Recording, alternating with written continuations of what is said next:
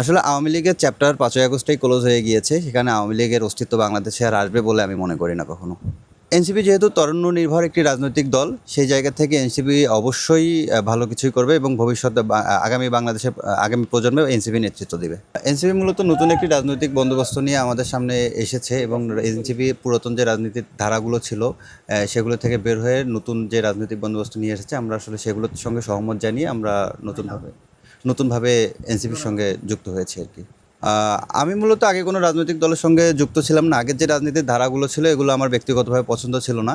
আর সেই জায়গা থেকে আমি নিরপেক্ষই ছিলাম। তবে বৈষম্য বিরোধী ছাত্র আন্দোলনে আমি যথেষ্ট ভূমিকা পালন করেছি সবার সঙ্গে। আমরা গততে দুর্গাপূজায় হিন্দু সম্প্রদায়ের কাছে গিয়েছি এবং তাদের দোরগোড়ায় পৌঁছেছি এনসিপির বার্তা নিয়ে। তো সেই জায়গা থেকে আমরা তাদের কাছ থেকে যথেষ্ট সাড়া পেয়েছি। এনসিপি যেহেতু তরুণ নির্ভর একটি রাজনৈতিক দল, সেই জায়গা থেকে এনসিপি অবশ্যই ভালো কিছুই করবে এবং ভবিষ্যতে আগামী বাংলাদেশের আগামী প্রজন্মেও এনসিপি নেতৃত্ব দিবে। আসলে আওয়ামী লীগের চ্যাপ্টার ৫ই আগস্টেই ক্লোজ হয়ে গিয়েছে। সেখানে আওয়ামী লীগের অস্তিত্ব বাংলাদেশে আর আসবে বলে আমি মনে করি না কখনো। আওয়ামী লীগ যদি কোনো মাধ্যমে বা কোনো ষড়যন্ত্রের মাধ্যমে যদি বাংলাদেশে প্রবেশ করার চেষ্টা করে, তাহলে বাংলাদেশের জনগণকে সঙ্গে নিয়ে এনসিপি তাদেরকে প্রতিহত করবে। আগামী নির্বাচন ডক্টর ইউনূস স্যারের নেতৃত্বে অবশ্যই সুষ্ঠু হবে। তারপরেও গণপরিষদের নির্বাচনের মাধ্যমে সংবিধান সংশোধন করা হলে ১০০% সুষ্ঠু হবে বলে আমরা আশাবাদী। এখানে বর্তমান সরকারের অন্তর্বর্তী সরকারের কিছুটা ব্যর্থতা আছে, তবে এই ব্যর্থতার পিছনেও বড় বড় কিছু ষড়যন্ত্র আছে। আশা করি এই ষড়যন্ত্রগুলোকে প্রতিহত করে সামনে বিচার এবং সংস্কার দুটোই ঠিকঠাকভাবেই হবে ইনশাল্লাহ।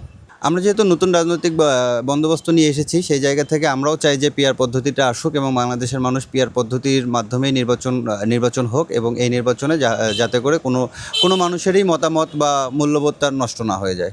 যেহেতু এই পদ্ধতিটা একটু নতুন পদ্ধতি, সেই জায়গা থেকে মানুষের বুঝতে একটু সমস্যা হলেও তারপরও মানুষ আগ্রহী আছে এই পদ্ধতিটা বোঝার জন্য এবং আমরাও তাদের দোরগোড়ায় পৌঁছে তাদেরকে বোঝাচ্ছি।